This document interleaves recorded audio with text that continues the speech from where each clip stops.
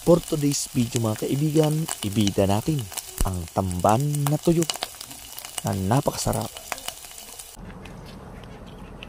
Tamban na tuyo mga kaibigan yung ulam natin. Nasiraan kasi kami mga kaibigan doon. Kita nyo sa likod ko may mga nakaparking na sakyan. Nandun yung sakyan namin. Nasiraan yung aming karwahe mga kaibigan. Kaya dito tayo sa tabing kalsada kakain.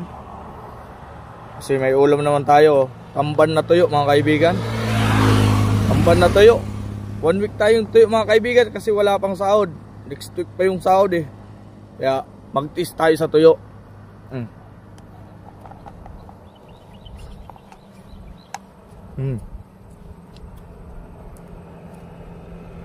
Malapit naman magawa yung sakyan namin. Nawalan ng ng preno ba? Tinagot nung kasama namin yung preno eh.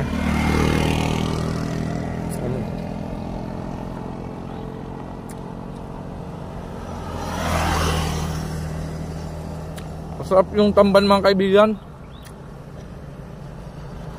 Murang-mura lang.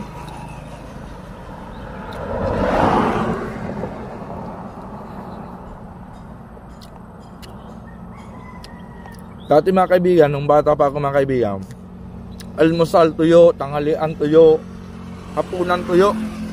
Kaya professional na tayo kumain ng tuyo. Kaya yung makakapanood nito mga kaibigan, huwag nyo itong gagayin sa bahay nyo.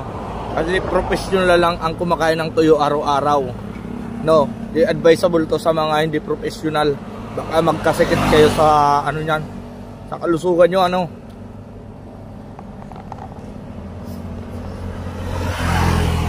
Pati ulo mga kaibigan, kinakain natin yan.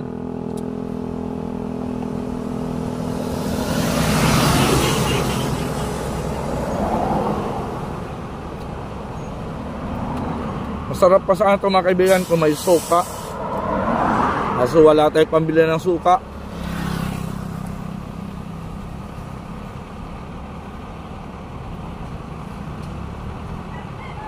Lalo na kung may kamatis. Kaso wala rin tayong pambili kamatis mga kaibigan. Standing position lang tayo dito mga kaibigan kasi walang upuan. Saka maganda na yan para diretso sa pagkagad yung kinain natin.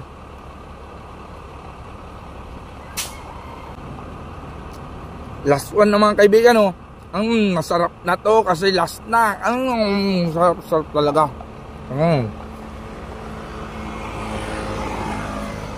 Tol, ang lakas ko na naman. Basta ako nakakatikim ng tuyo mga kaibigan, lalo akong lumalakas. Ako si malakas.